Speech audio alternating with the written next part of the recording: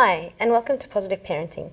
My name is Irene Atia. I'm a Christian counsellor, and today we're going to talk about the differences between punishment and discipline.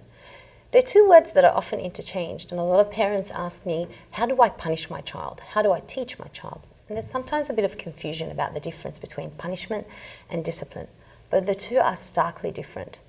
One builds while another destroys. One helps a child feel self-confident and empowered to do better, while the other shames and enforces guilt upon a child. So let's start with punishment. Punishment usually exists in four ways. Either physical punishment in the forms of slapping, spanking, switching, paddling with a belt or a brush or a hand, and inflicts physical harm. Or verbal punishment, where there's shaming, ridiculing, using cruel words like, I don't love you anymore, or you're just silly, or you are stupid even. Words that put a child down. Another form is withholding rewards, like you can't watch TV if you don't do your homework right now. And finally, penalties. You broke the window, so you'll have to pay for the money to fix it.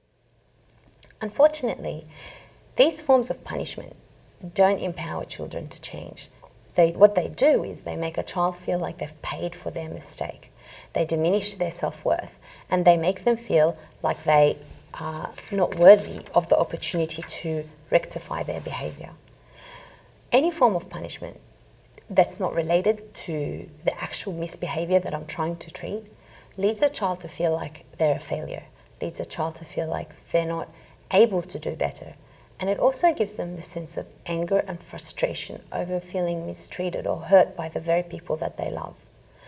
Because if we look at children's behavior as either appropriate behavior or mistaken behavior, we'll start to address it in a very different way. If a child's misbehavior is simply mistaken behavior, then my goal as a parent is to teach, to educate, to strengthen my child to do better next time. It's not to make them feel bad about what they've done, but rather to help them learn better for the next time they're facing that same opportunity. It's not that I want them to be resentful towards me at the point in time when I'm disciplining them.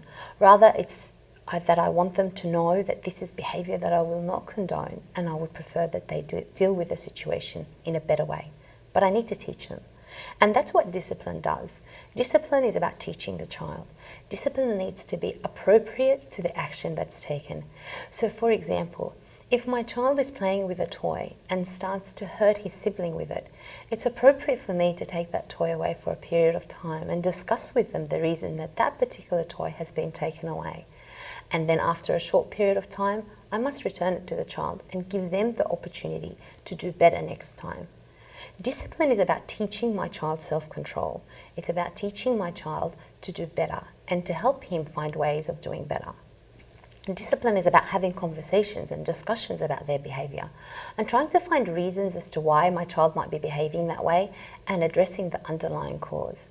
For example, if I'm doing something and I've been busy for some time and my daughter decides to jump up and down on the lounge, even though she knows that's breaking one of our house rules, maybe she's trying to get my attention. Maybe I've been away from her for too long.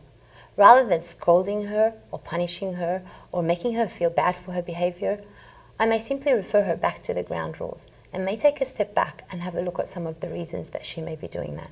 Is she bored? Is she hungry? Is she frustrated? Is she tired? Or does she need an interesting activity to occupy her with rather than the options that I've given her? Discipline is about finding solutions and helping children choose those solutions rather than resort to negative behaviors that would have previously got my attention.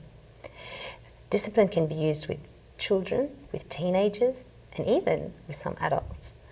It builds a child's self-esteem. It tells them that you know that they can do better, that they can perform better, and that your expectations of them are greater than what they've displayed at that time. And it sets a good example in effective ways to solve problems. It tells them that I'm there for them, that I'll sit there and talk through this problem rather than punish them for the behavior that they've exhibited without coming up with a solution of what they need to do next time. However, punishment does the complete opposite. It teaches kids to deceive parents. Well, if my parents don't know, then I'm not going to get hurt, so I'll do my very best to hide it from them. It doesn't work with teenagers, and it tears down self-esteem to all children. It teaches children that violence is okay and an acceptable way to solve problems. Because if I'm violent with them, then they're going to be violent with others. Discipline empowers a child. It's important that I think of the ways that I discipline my child. Make sure that they're appropriate, that they're immediate, and they're related to the mistaken behavior that they're exhibiting. If I make sure that they're relevant to what they're doing, then they're going to learn from it, and they're going to do better next time.